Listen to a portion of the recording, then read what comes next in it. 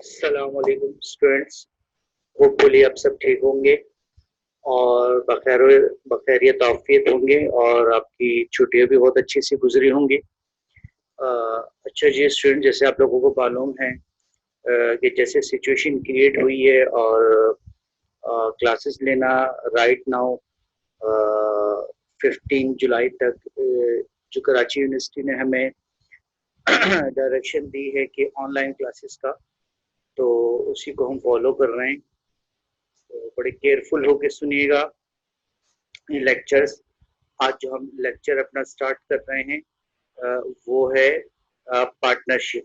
ठीक है जी, यानी चैप्टर है हमारे पास पार्टनरशिप। उस पार्टनरशिप के अंदर हम डिफरेंट टॉपिक्स को स्टेप बाय स्टेप जो है वो डिस्कस करते चले जाएंगे। ठीक है जी, तो जब आप मेरा लेक्चर सुने तो काइंडली अपने पास पेन और आपकी जो भी कॉपी वगैरह होगी या रजिस्टर होगा वो अपने पास रखें और नोट डाउन करें, बिकॉज कुछ चीजें जो है वो मैं लिखवाऊंगा भी इसमें। ठीक है, हैंड आउट जो है वो पॉसिबल नहीं होगा तो मैं लिखवाऊंगा। ठीक है, अच्छा जी, जिस तरीके से मैं क्लास में लिखवाता हूँ उसी पैटर्न को हम फॉलो करेंगे यहाँ पे भी।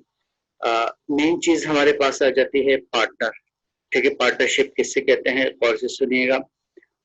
बेटा, पार्टनरशिप एक ऐसे बिजनेस, एक ऐसे कारोबार को कहते हैं कि जिसमें कम से कम अकॉर्डिंग टू लॉ 1932 के लॉ के तहत, ठीक है, 1932 के लॉ के तहत, पार्टनरशिप एक्ट के तहत कम से कम मिनिमम जो लोग होने चाहिए वो 2 हो सकते हैं। ठीक है, यानी मिनिमम पार्टनर्स कितने हो सकते हैं, वो 2 हो सकते हैं। और मैक्सिमम जो लिमिट है पार्टनरशिप में वो 20 की है। ठीक है, तो याद रखिएगा मिनिमम कितने हो सकते हैं, 2, और मैक्सिमम जो लोग होंगे वो 20 होंगे। क्लियर? अच्छा, अब अगर आपका नेचर ऑफ बिजनेस जो है वो बैंकिंग का है, यहाँ पे जो बैंकिंग से मुराद मीन्स अगर आप खुद से किसी को लोन दे रहे हैं, आपकी छोटी मोटी फर्म खोलनी है, याद रखिएगा बेटा पार्टनरशिप के लिए जो वर्ड यूज करते हैं वो फर्म का वर्ड यूज करते हैं। ठीक है, कंपनी के लिए हम जॉइंट स्टॉक कंपनी का वर्ड यूज करते हैं। ठीक है, पार्टनरशिप के लिए फर्म का वर्ड यूज होगा। तो ये बहुत से स्टूडेंट्स को क्लैरिफिकेशन नहीं होती, वो कंपनी के लिए भी फर्म यूज कर रहे हैं, पार्टनरशिप के लिए भी फर्म यूज कर रहे हैं। तो पहला तो अपना कॉन्सेप्ट आप लोग क्लियर कीजिएगा कि जब भी हम पार्टनरशिप की बात करेंगे और फर्म का वर्ड आएगा तो उसका मतलब हम पार्टनरशिप की बात हो रही है, कंपनी के लिए कंपनी का वर्ड यूज होगा। क्लियर हो गया? तो याद रखिएगा बेटा, अगर बिजनेस जो है वो आपकी बैंकिंग का नेचर का है, ठीक है, जिन्हें आप 10 लोगों ने मिलकर अपना कोई छोटा सा कारोबार स्टार्ट किया जिसमें आप बैंकिंग से रिलेटेड ही ट्रांजेक्शन करने लोगों को लोन दे रहे हैं। आपने देखो बहुत से लोग कर रहे होते हैं, छोटा मोटा कारोबार कर रहे होते हैं, ये फर्म खोली हुई इस किस्म की जहाँ पे ट्रांजेक्शन वगैरह करते हैं, लोगों से उधार वगैरह ले रहे होते हैं। इसी तरीके से आपने देखा होगा कि माजी में 2014, 13, 14, 15 में कुछ लोगों ने जो है वो मुदारबा का कारोबार स्टार्ट किया था बिजनेस का। ठीक है, तो उनको भी हम फर्म ही कहेंगे, उनको हम कंपनी नहीं कह सकते। अच्छा, तो अगर बैंकिंग नेचर का है तो उसमें मिनिमम जो आपके पास लोगों की रिक्वायरमेंट होगी, यानी पार्टनर्स होंगे, वो मिनिमम 2 होने चाहिए और मैक्सिमम 10 होंगे। 10 से ज्यादा कम ये हमें पार्टनरशिप एक्ट 1932 अलाउ नहीं करता। अच्छा, फिर अगेन इस पे कंफ्यूजन आती है कि सर व्हाट अबाउट बैंक्स, आप बैंकिंग की बात कर रहे हैं तो ये जो हमारे पास मिजान बैंक है या एचबीएल है या ये है या वो है, तो बेटा याद रखिएगा फर्म के आगे लिमिटेड का वर्ड नहीं आता और जितने भी कंपनीज हैं उसके आगे लिमिटेड का वर्ड आता है। ठीक है, अगर प्राइवेट कंपनीज हैं तो उसके आगे पीवीटी आता है और अगर पब्लिक कंपनीज है तो उसके एंड पे एलटीडी लिमिटेड आता है। तो अब जितने भी बैंक्स आपको नजर आते हैं अपनी इर्द गिर्द अपनी टेरिटरी में जहां जहां आप जाते हैं, तो वहां देखिएगा चाहे हबीब बैंक उसके एंड भी लिमिटेड होगा, या मीजान बैंक हो या यूबीएल हो या बैंक अल बरका हो या तो वही इस्लामिक बैंक हो, व्हाटएवर, यूबीएल हो, एलाइड बैंक हो, किसी भी किस्म का अगर आपको बैंक नजर आए तो उसके एंड पे कंपलसरी है और नेसेसरी है एलटीडी लिखेंगे, ठीक है। तो याद रखिएगा, वो फिर हम जो वो बैंक्स की बात कर रहे हैं, तो बैंक्स जो है वो बेटा कंपनीज हैं, वो वाले बैंक्स कंपनीज हैं, और वो बड़े पैमाने पर कारोबार कर रहे हैं, ठीक है। डेफिनेटली उनके शेयर होल्डर्स भी होंगे, इन्वेस्टर्स भी होंगे। तो जो पार्टनरशिप्स होते हैं ये फर्म कहलाते हैं, ये कंपनी नहीं कहलाती। तो मैं अगेन क्लियर कर रहा हूँ, बैंकिंग में क्या होता है, आप पैसा ले रहे हैं, पैसा दे रहे हैं, तो उसी तरीके भी से अगर आपका नेचर भी ऐसे है, बिजनेस का पैसा लेना, पैसा देना, मार्केट में पैसों को सर्कुलेट करना, बट लिमिटेड हैं आप, ठीक है। आप कंपनी नहीं है, आप आपस में कुछ दोस्त अहबाब मिलकर ये काम कर रहे हैं, जिसमें मैक्सिमम जो है वो 10 होंगे और मिनिमम जो लोगों की रिक्वायरमेंट होगी वो 2 होगी। क्लियर हो गया? तो इस किस्म के कारोबार को हम क्या कहते हैं, पार्टनरशिप, ठीक है। तो वंस अगेन मैं क्लियर कर दूं कि पार्टनरशिप एक ऐसे कारोबार को कहते हैं, एक ऐसे बिजनेस को कहते हैं जिसमें मिनिमम लोग 2 होंगे और मैक्सिमम लोग जो हों वो 10 मैक्सिमम जो है वो 20 होंगे। But in case of banking, ठीक है, अगर बैंकिंग की नेचर का कारोबार है तो उसमें मिनिमम 2 और मैक्सिमम 10 होने चाहिए। अच्छा, अब पार्टनरशिप जो बिजनेस है ना बेटा, ये जब हम पार्टनर्स आपस में कारोबार करते हैं तो फिर इनके दरमियान में एक कॉन्ट्रैक्ट साइन होता है, ठीक है। उस कॉन्ट्रैक्ट में हम लिखते हैं कि जी किसने कितने पैसा लगाया, किसका कितना प्रॉफिट होगा, किसका कितना लॉस होगा, कौन कितने टाइम पीरियड के लिए है, कौन एक्टिव है, कौन स्लीपिंग पार्टनर है, वो तमाम चीजें हम डिटेल में लिखवाते हैं। लेकिन याद रखिएगा कि पार्टनरशिप की जो लाइफ है ना वो बहुत ही ज्यादा अनसर्टेन है, यानी अनलिमिटेड लाइफ नहीं है, लिमिटेड लाइफ है। क्यों लिमिटेड लाइफ है? बिकॉज अगर 6 पार्टनर्स हैं, उन्होंने पार्टनरशिप फर्म स्टार्ट की, तो कानून कहता है कि अगर उसमें से एक पार्टनर का इंतकाल हो गया, उसकी डेथ हो गई, तो पार्टनरशिप डिसॉल्व हो जाएगी, खत्म हो जाएगी। इसी तरीके से फर्म डिसॉल्व हो जाएगी। इसी तरीके से अगर कोई भी पार्टनर इंसॉल्वेंट हो जाता है, इंसॉल्वेंट का मतलब मैं आपको पहले भी बता चुका हूँ, दोबारा सुन लीजिएगा। इंसॉल्वेंट का मतलब होता है बेसिकली जब आपके लायबिलिटीज आपके एसेट्स से इंक्रीज हो जाएं, यानी आप हैंड टू माउथ हो जाएं, आपके पास 1 रुपए भी बाकी ना रहे, तो आप अपने कहने से इंसॉल्वेंट नहीं होंगे, बल्कि कोर्ट अदालत आपको इंसॉल्वेंट डिक्लेयर करती है, ठीक है। अदालत आपको इंसॉल्वेंट डिक्लेयर करेगी। क्लियर? और जब अदालत आपको इंसॉल्वेंट डिक्लेयर करती तो अदालत आपको जो है वो डिग्री इशू करती है, जिसमें ये कंफर्म हो जाता है कि आप कोर्ट की तरफ से इंसॉल्वेंट डिक्लेयर हो गए। तो जब इंसॉल्वेंट हो गए तो उसका मतलब है आप ऐसे पार्टनर को अपने साथ रखना भी पसंद नहीं करेंगे, बिकॉज उसका तो कुछ है ही नहीं, तो बड़ी प्रॉब्लम्स क्रिएट कर सकता है। तो फिर ऐसी सूरत में भी उस पार्टनर्स को निकाल देंगे और पार्टनरशिप डिसॉल्व हो जाएगी। इसी तरीके से अगर कोई पार्टनर इंसेन हो गया, यानी उसका जहनी तवाजुन खराब हो गया, हो सकता है वो कार एक्सीडेंट में जो है वो जहनी तवाजुन खराब हो गया हो, या वैसे उसको बड़ा शॉक लगा हो, तो डिफरेंट किस्म की जो है वो प्रॉब्लम्स हो सकती हैं इंसेन की, यानी वजूहात रीजंस बन सकती हैं। तो जब वो पागल हो गया, जहनी तवाजुन उसका प्रॉपर माइंड वर्किंग नहीं कर रहा, तो ऐसी सूरत में भी पार्टनरशिप क्या हो जाएगी बेटा, डिसॉल्व हो जाएगी, पार्टनरशिप खत्म हो जाएगी। क्लियर हो गया? ठीक है। तो ये मैंने आपको कुछ तरीके कार बता दिया। या इसी तरीके से अगर कोई पार्टनर रिटायर्ड होना चाहता है, मजीद कंटिन्यू नहीं करना चाहता, तो भी पार्टनरशिप क्या हो जाएगी, डिसॉल्व होगी। तो ये ऐसी चीजें हैं कि अगर आज आपने स्टार्ट किया, हो सकता है 2 दिन के बाद किसी पार्टनर का इंतकाल हो जाए, या हो सकता है इंसॉल्वेंट हो जाए, या हो सकता है वो रिटायरमेंट लेना चाहे, या हो सकता है वो पागल हो जाए, तो उसका जहनी तवाजुन खराब हो जाता है। तो कानून कहते हैं फिर ऐसी सूरत में पार्टनरशिप खत्म हो जाएगी। अच्छा, फिर जहन में क्वेश्चन आता है कि सर अगर rest of the partners continue करना चाहें तो कंटिन्यू कर सकते हैं। बेटा हम बात कर रहे हैं कि जब 6 पार्टनर्स थे, उनके दरमियान में जो फर्म बनी थी, उनके दरमियान में जो कॉन्ट्रैक्ट साइन हुआ था, वो खत्म हो जाएगा। रेस्ट ऑफ द पार्टनर्स अगर विलिंग है, वो करना चाहते हैं, कंटिन्यू करना चाहते हैं, इंटरेस्टेड हैं, ठीक है, तो फिर वो कंटिन्यू कर सकते हैं, वो आगे उसको लेकर चल सकते हैं। लेकिन समटाइम्स ऐसा भी होता है कि जो पार्टनर जिसका इंतकाल हो गया या छोड़ के जा रहा है वट किसी रीजन से, तो वो बड़ा आपके लिए की पार्टनर था, आप सारे उस पर डिपेंड थे, उसको अल्लाह ताला ने बड़ी स्किल्स दी भी थी, उसको बिजनेस नेचर्स के बारे में बहुत ज्यादा मालूम था, ठीक है।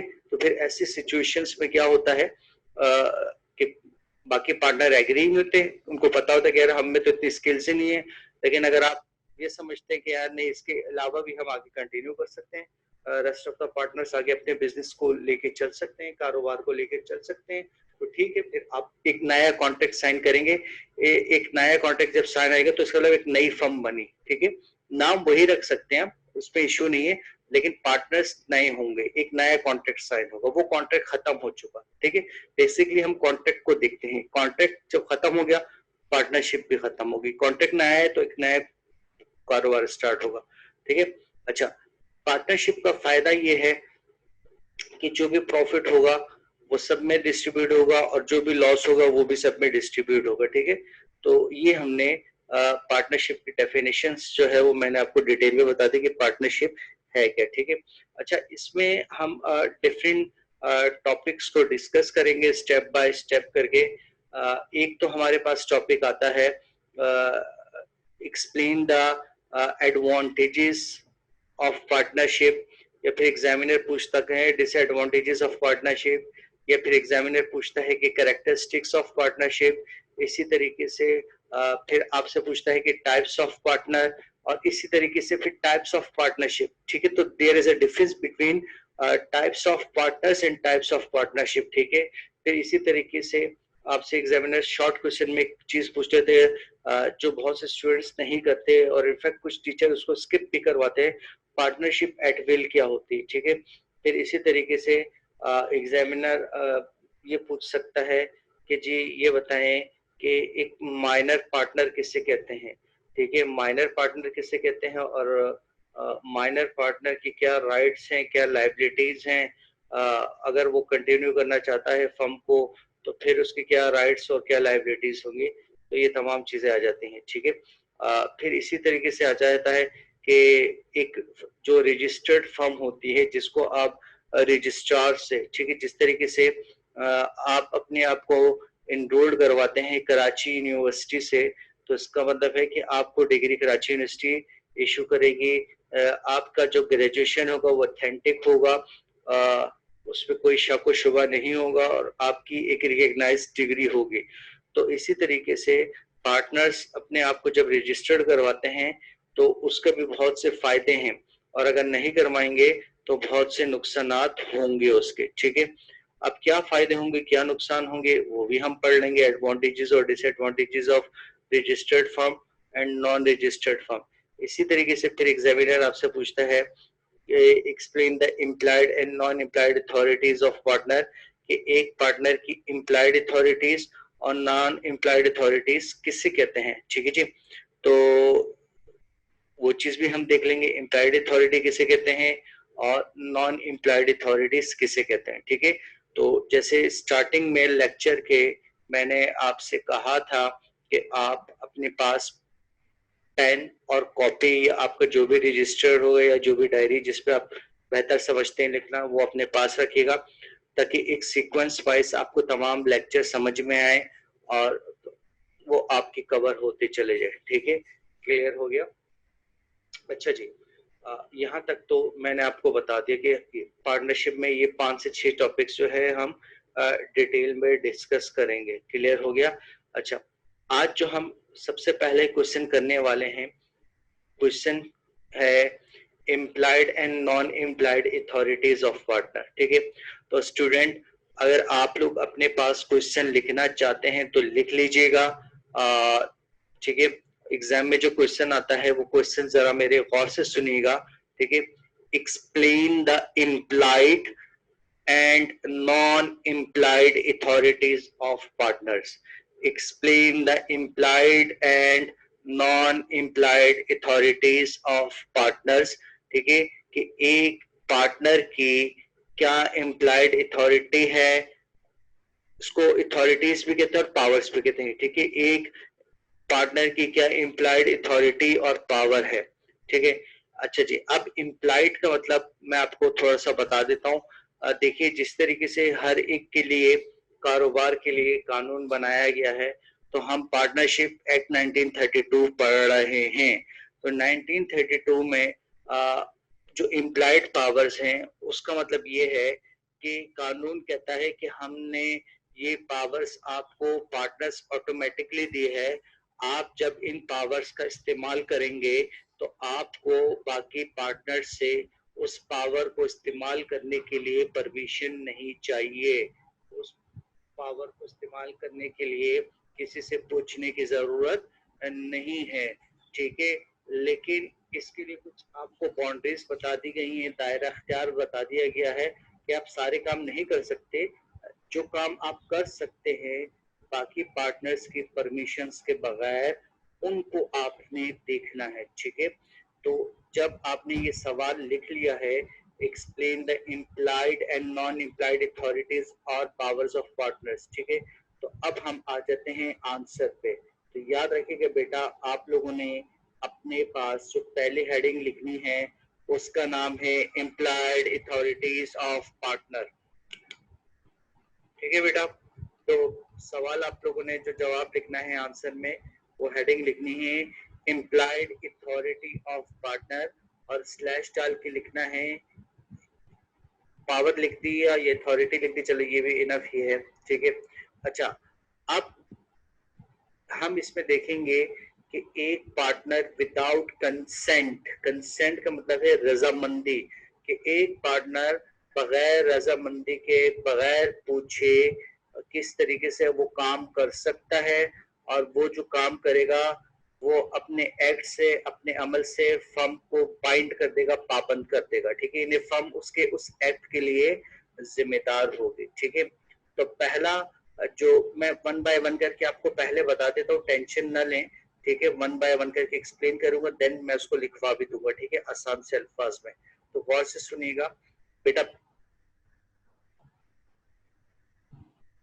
पहली जो पावर है, पहली जो अथॉरिटी है पार्टनर की, वो ये है कि कोई भी पार्टनर फर्म के बिहाफ पर, किसके बिहाफ पर, कोई भी पार्टनर फर्म के बिहाफ पर इमूवेबल, ठीक है, इमूवेबल प्रॉपर्टी नहीं खरीद सकता और नहीं बेच सकता है, लेकिन वो मूवेबल प्रॉपर्टी जो है वो खरीद भी सकता है और वो बेच भी सकता है, ठीक है। पहला जो मैंने बताया कि कोई भी पार्टनर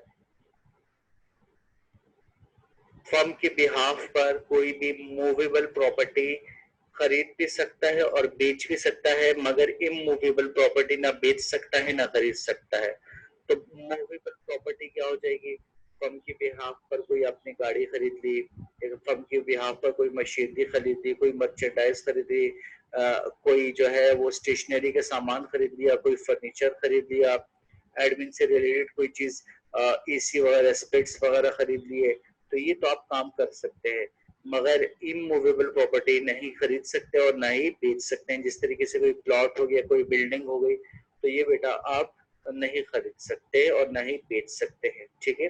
तो पहला पॉइंट आप लोगों को समझ में आ गया होगा। अच्छा जी, दूसरा पॉइंट सुन लीजिएगा। अगर फर्म को पैसों की जरूरत है, कैपिटल की नीड है, तो वो फर्म के बिहाफ पर उधार पर चीजें खरीद सकता है, ठीक है। यानी उधार पर अगर चीजों की जरूरत है और पैसा नहीं है, फर्म के पास कैपिटल नहीं है, तो वो किसी से भी क्रेडिट पे चीजें खरीद सकता है फर्म के बिहाफ पर, ठीक है। लेट्स सपोज अगर आपको कोई मर्चेंडाइज चाहिए, फर्म के पास पैसा नहीं है, तो वो क्रेडिट पे चीजें खरीद सकता है, ठीक है। याद रखिएगा बेटा, मैं यहाँ गुड्स की बात कर रहा हूँ, ठीक है। पहले में हमने कहा खरीद सकता है और बेच भी सकता है, मूवेबल मगर इमूवेबल नहीं। दूसरे पॉइंट में हम कह रहे हैं कि वो चीजें खरीद सकता है, ठीक है, किस पे, उधार पर, क्रेडिट पे वो खरीद सकता है फर्म के बिहाफ पर, ठीक है। अच्छा जी, दो पॉइंट्स क्लियर हो गए। तीसरी चीज ये कि अगर कोई फर्म को पैसे देने आ रहा है, फर्म ने किसी से पैसे लेने थे या किसी को पैसे देने थे, दोनों सिचुएशंस में मैं बात कर रहा हूँ। फर्म ने किसी से पैसे लेने हैं या फर्म ने किसी से पैसे या फर्म ने किसी को पैसे देने हैं, तो दोनों कंडीशंस में पार्टनर के पास ये अथॉरिटी है कि वो रिसिप्ट इशू कर सकता है कि जी मैंने इनसे पैसे ले लिए हैं या मैंने इनको फला फला अपने क्रेडिटर को पैसे दे दिए हैं, तो वो रिसिप्ट इशू भी कर सकता है, तो उसे बाकी पार्टनर से पूछने की जरूरत नहीं है। ठीक है, वंस अगेन मैं रिकॉल कर देता हूँ। इम्प्लाइड अथॉरिटीज ऑफ पार्टनर पढ़ लें। पहले में फर्म के बिहाफ पर कोई भी पार्टनर प्रॉपर्टी खरीद भी सकता है और बेच भी सकता है, मूवेबल। ठीक है, उसे बाकी पार्टनर से पूछने की जरूरत नहीं कि मैं ये चीज खरीद रहा हूँ या ये चीज बेच रहा हूँ। ठीक है, अगर फर्म को चीजों की जरूरत है और पैसा नहीं है तो वो विदाउट परमिशन और without consent of other partner firm के बिहाफ पे फर्म के लिए चीजें खरीद सकता है उधार पर भी। ठीक है, तीसरा, अगर फर्म ने किसी को पैसा देना है या किसी से पैसा लेना है तो वो ले भी सकता है और दे भी सकते हैं, तो उसके अल्टरनेट सबूत के तौर पर क्या देते हैं, रिसिप्ट इशू करेगा। जिस तरीके से आप लोग अपने इंस्टीट्यूट में जहाँ पढ़ रहे हैं, एम्स में, यहाँ पे अगर आप फीस सबमिट करवाते हैं तो वहाँ रिसिप्ट आपको इशू दी जाती है जो इस चीज का एविडेंस है कि आपने फीस कंफर्म पे कर दी है। तो इसी तरीके से वो रिसिप्ट ले भी सकता है और दे भी सकता है कि जी हमने इनको पेमेंट कर दी है या इनसे हमने पेमेंट ले ली है। ठीक है, तो होपफुली ये तीनों पॉइंट्स आप लोगों को क्लियर हो गए होंगे। ठीक है, अच्छा जी, चौथा में वो क्या कर सकता है कि यहाँ तो हमने रिसिप्ट की बात की, रिसिप्ट के अलावा एक चीज और आती है, नेगोशिएबल इंस्ट्रूमेंट। तो ज्यादातर नेगोशिएबल इंस्ट्रूमेंट बेटा तीन किस्म के होते हैं जो आगे जाके हम डिस्कस करेंगे। एक को हम कहते हैं चेक, एक को हम कहते हैं बिल ऑफ एक्सचेंज और एक को हम कहते हैं प्रो नोट। ठीक है, लेकिन ज्यादातर जो बिजनेस में यूज होता है वो चेक और बिल ऑफ एक्सचेंज होता है, सबसे ज्यादा जो होता है वो चेक का इस्तेमाल होता है। तो अगर आपने फर्म के बिहाफ पर आप चाहते हैं तो किसी को आप चेक इश्यू भी कर सकते हैं, यानी नेगोशिएबल इंस्ट्रूमेंट को ही हम ले लेते हैं, तीनों ही आ जाएंगे। तो फर्म के बिहाफ पर आप कोई भी पार्टनर नेगोशिएबल इंस्ट्रूमेंट इश्यू भी कर सकता है और वो रिसीव भी कर सकता है, यानी वो रिसीविंग भी कर सकता है और इशू भी कर सकता है। तो उसे किसी जो है वो पार्टनर से यहाँ पे पूछने की जरूरत नहीं होगी। ठीक है, तो होपफुली ये चारों पॉइंट्स आपको क्लियर होंगे। अच्छा जी, एक और पांचवा पॉइंट सुन लीजिएगा। पांचवें पॉइंट में वो ये कहना चाह रहा है कि देखें, अगर हम 10 पार्टनर्स हैं, ठीक है, हम 10 पार्टनर्स हैं, तो हम पे किसी ने केस मुकदमा फाइल किया हुआ है, मुकदमा दायर किया हुआ है, ठीक है, उसको हम कहते हैं सूट, SUIT, सूट कहते हैं मुकदमा करना। ठीक है, सूट कहते हैं मुकदमा करना। अगर फर्म पे हम 10 पार्टनर्स पे हमारी फर्म है, हम पे किसी ने मुकदमा किया हुआ है कि जी हमने उनके पैसे देने, तो याद रखिएगा कि 10 के 10 पार्टनर्स को अदालत में जाने की जरूरत नहीं है। कोई एक भी पार्टनर जाता है और फर्म को वो डिफेंड कर सकता है और फर्म के बिहाफ पर अपने हक में, अपने डिफेंड में वो एविडेंसेस प्रोवाइड कर सकता है, मतलब वो हियरिंग कर सकता है। ठीक है, प्रेजेंट हो सकता है। तमाम 10 के 10 पार्टनर्स को जाने की जरूरत नहीं, कोई एक भी पार्टनर चला जाए तो उसे बाकी पार्टनर से पूछने की जरूरत नहीं है। अच्छा, फिर कानून ये कहता है कि अगर फर्म को पैसों की जरूरत है, किसकी जरूरत है, देखो पिछले वाले पॉइंट्स पे मैंने पैसों की बात नहीं थी, मैंने कहा गुड्स आप उधार पे ले सकते हैं। तो यहाँ अगर आपको पैसों की जरूरत है, फर्म को पैसों की जरूरत है, तो कोई भी पार्टनर जो उस फर्म की प्रॉपर्टी होगी, दैट इज कॉल्ड मॉर्गेज। जैसे आप बैंक से लोन लेते हैं, गिरवी रखवाते हैं, तो वो मॉर्गेज जो फर्म की प्रॉपर्टी है एज अ मॉर्गेज रखवा कर वो वहां से लोन ले सकते हैं। सपोज कर हम 10 पार्टनर हैं, हमें तकरीबन जो है वो 50 लाख का लोन चाहिए, ठीक है, 5 मिलियन का। तो हम HBL के पास जाते हैं और HBL के भैया कोई एक भी पार्टनर चला जाता है HBL के पास, वो फर्म के बिहाफ पर फर्म की प्रॉपर्टी एज अ मॉर्गेज के तौर पर बैंक के पास रखवाएगा और बैंक से वहां से लोन ले लेगा। तो ये भी पार्टनर का राइट है कि वो लोन ले सकते हैं, उन्हें किसी किस्म की यहाँ पे दूसरे पार्टनर से जरूरत नहीं है पूछने की। इसी तरीके से अगर हम 10 पार्टनर हैं, हमारा किसी भी चीज का लेट सपोज बिजनेस चल रही है, लेकिन उस बिजनेस को चलाने के लिए हमें मजीद लोगों की, मजीद एम्प्लॉय की जरूरत है। तो याद रखिएगा, तो कोई भी पार्टनर अगर बिजनेस की नीड है, बिजनेस को चलाने के लिए मजीद लोगों की नीड है, ताकि काम जल्द से जल्द हो, तो वो एम्प्लॉय को रख भी सकता है, ठीक है, वो एम्प्लॉय को रख भी सकता है बिजनेस चलाने के लिए, तो वो किसी से पूछने की जरूरत नहीं है उससे, ठीक है। तो ये मैंने आपको तकरीबन ऑलमोस्ट 7 पॉइंट्स बता दिए हैं, ठीक है, क्लियर हो गया, 7 पॉइंट्स आपको मैंने बता दिए हैं। अब आप इनको लिखना स्टार्ट कर दीजिएगा कि किस किस तरीके से हम इसको लिखेंगे, ठीक है। अपने पास जल्दी से आप लोग पेन और कॉपी ले लीजिएगा। मेन हेडिंग आप लोगों ने लिखी थी इम्प्लाइड अथॉरिटी ऑफ पार्टनर, ठीक है, क्लियर। अब लिखना स्टार्ट कर दीजिएगा। जो पहली लाइन लिखेंगे वो लिखिएगा बेटा आप लोग जल्दी से, the authority of partner, the authority of partner to bind the firm, to bind, B-I-N-D, bind the firm by his act, A-C-T, act, is called implied, I-M-P-L-I-E-D, implied authority, ठीक है, implied authority, full stop, under implied authority,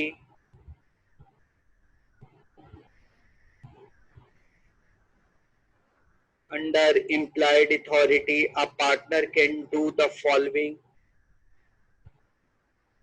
Under implied authority, a partner can do the following. ठीक है जी।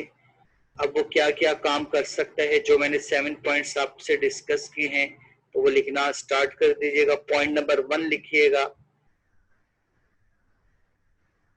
he can sell, S-E-L-L, he can sell movable property of the firm, he can sell movable property of the firm, but cannot sell immovable property, but cannot sell immovable property of the firm,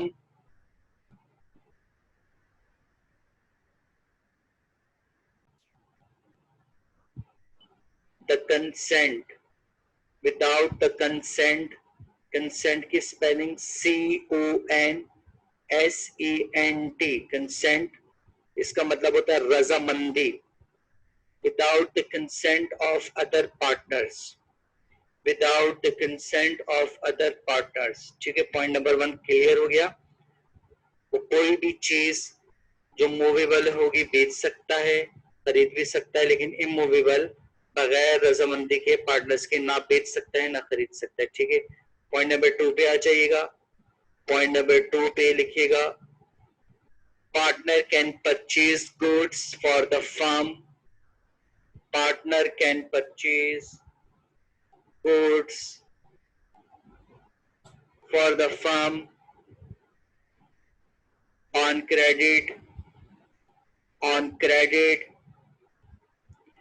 if it is necessary to carry on the business, if it is necessary to carry on the business,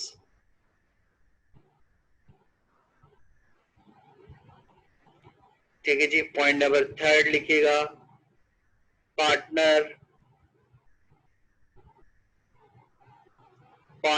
can accept, ACCEPT, partner can accept payment and issue receipt, RECEIPT, receipt for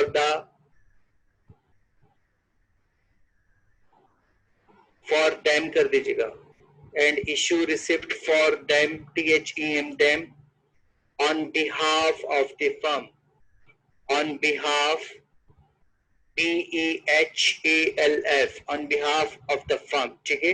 spelling इसलिए मैं बता रहा हूँ क्योंकि मुझे पता है मेरे बड़े जीनियस स्टूडेंट्स हैं, ठीक है, और जीनियस के अलावा ना भी समटाइम्स आप लोगों को वर्ड क्लियर नहीं हो रहा, तो दैट इज व्हाई मैं स्पेलिंग रिपीट कर रहा हूँ, ठीक है। पॉइंट नंबर 4 लिखिएगा बेटा,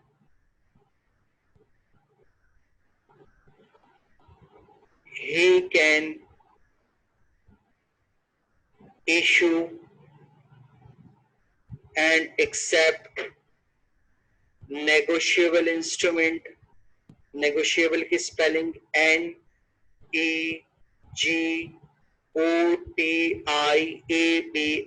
negotiable instrument on behalf of the firm. on behalf of the firm. negotiable में बता चुका हूँ, तीनों चीजें आएंगी, check, pronote, bill of exchange. ठीक है जी। 5th पॉइंट लिखिएगा, partner can defend any suit, SUIT. Partner can defend any suit, SUIT, filed, FILED, filed against the firm. Filed against the firm. ठीक है जी।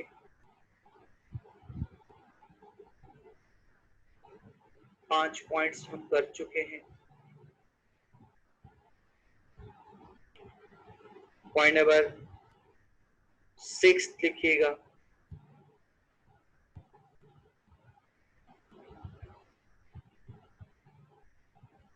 पॉइंट नंबर 6 लिखिएगा, he can raise loan, RAISE, raise loan by mortgaging की spelling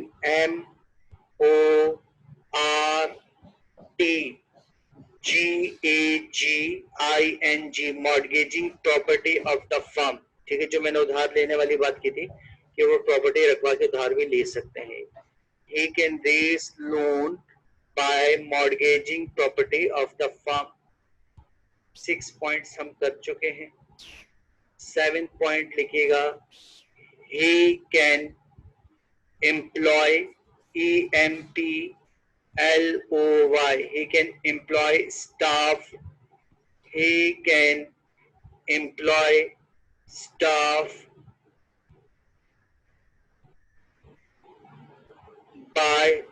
he can employ staff to conduct, CONDUCT, to conduct the business of the firm। he can employ staff to conduct the business of the firm। ठीक है जी। Student यहाँ तक हम implied authorities of partners पढ़ चुके हैं, complete हो चुका है हमारा कि पार्टनर कौन कौन से काम कर सकता है without permission of other partner, without consent of other partner। ठीक है, अब हम पढ़ेंगे बेटा वो तमाम चीजें कि जो पार्टनर बगैर दूसरे के पार्टनर से पूछे बगैर नहीं कर सकता। ठीक है जी स्टूडेंट, तो आप लोग हेडिंग लिखिएगा non, NON, non employed authorities of partner. Non employed authorities of partner लिखिएगा।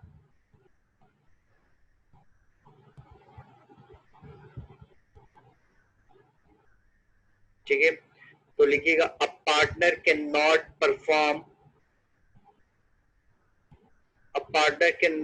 Perform the following acts. A partner can not perform the following acts. ठीक है, अच्छा ये आपने लिखने के बाद मैं आपको कुछ पॉइंट समझा देता हूं कि कौन कौन से काम वो नहीं कर सकता। ठीक है बेटा, सबसे पहले याद रखिएगा, अगर हम 10 पार्टनर हैं, हमारी एक फर्म है, ठीक है, एक और फर्म है, लेट सपोज उस फर्म का नाम है टाटा। ठीक है, उस टाटा फर्म से हमारा कोई डिस्प्यूट चल रहा है, कोई भी मसला चल रहा है, कोई भी तनाजा चल रहा है। ठीक है, तो ऐसा कभी भी मुमकिन नहीं होगा कि हम 10 में से कोई पार्टनर जाता है, मिस्टर फैसल एक शख्स है, ठीक है, और मिस्टर फैसल से कहते हैं कि यार मिस्टर फैसल, हमारा टाटा के साथ एक डिस्प्यूट, एक तनाजा, एक मसला चल रहा है, तो आप इसको न्यूट्रली सॉल्व कर दें। ठीक है जी। अब यहाँ जो मिस्टर फैसल हैं, इनको हम कहते हैं न्यूट्रल। ठीक है, न्यूट्रल पर्सन को जो लॉ की लैंग्वेज में या किसी एक अच्छे वर्ड में जो उनको टाइटल नाम दिया जाता है, वो कहते हैं आर्बिट्रेटर या आर्बिट्रेशन, ठीक है। जिस तरीके से आपने देखा होगा कि पाकिस्तान और इंडिया के दरमियान में जो डिस्प्यूट है Kashmir, mister Donald Trump America के प्रेसिडेंट, उन्होंने कहा मैं एज अ आर्बिट्रेटर इस मसले पे अगर मेरी सर्विसेज चाहिए तो मैं आ सकता हूं और इस मसले को सॉल्व कर सकता हूं न्यूट्रली, ठीक है। अब डोनाल्ड ट्रंप को जो हम टाइटल देंगे वो न्यूट्रल पर्सन देंगे। अच्छा, अब उस न्यूट्रल पर्सन को जो नाम दिया जाता है उसको कहते हैं आर्बिट्रेटर, ठीक है। न्यूट्रल पर्सन को, ये तो मैंने समझाने के लिए न्यूट्रल पर्सन का, यानी गैर जानिबदार शख्स, ना वो आपके फेवर में होगा पाकिस्तान के फेवर में ना इंडिया की, ठीक है। तो इसको हम कहते हैं आर्बिट्रेटर। लेकिन याद रखिएगा कि वो जो हम में से एक पार्टनर गया, उसने मिस्टर फैसल को कहा कि यार आप इस डिस्प्यूट को सॉल्व कर दें हमारे और टाटा के दरमियान में। तो याद रखिएगा कि जब तक तमाम पार्टनर से वो कंसेंट ना ले ले, पूछ ना ले, तब तक कानून कहता है हम आपको अलाउ नहीं करेंगे कि आप without permission of other partner किसी को एज आर्बिट्रेटर अपॉइंट करते हैं। क्यों?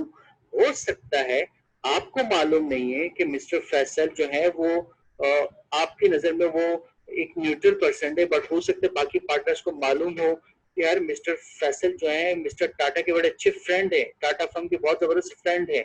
इसी तरीके से हमें ये भी पता है कि अगर हम डोनाल्ड ट्रंप की बात करें तो हमें पता है कि यार डोनाल्ड ट्रंप का झुकाव या ज्यादा जो लिंक्स हैं या जो उनका रिलेशनशिप है, गुड रिलेशनशिप, वो पाकिस्तान से ज्यादा इंडिया के साथ है। दैट इज वाई हम नहीं चाहेंगे कि हम इनको डोनाल्ड ट्रंप को अपॉइंट करें एज अ आर्बिट्रेटर।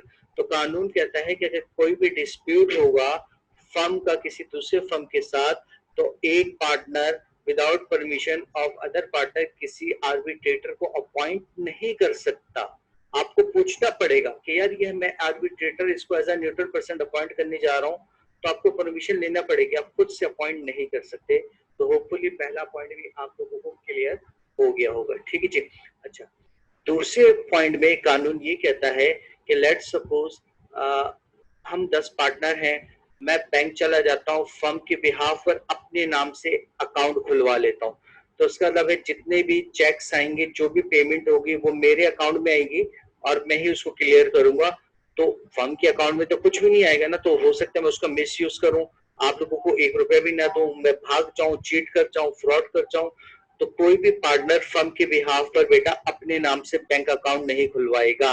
अगर बैंक अकाउंट खुलेगा तो किसके नाम पे खुलेगा? फर्म के अकाउंट पे खुलेगा, फर्म के नाम से खुलेगा, अपने नाम से आप पर्सनली नहीं खुलवा सकते, ठीक है।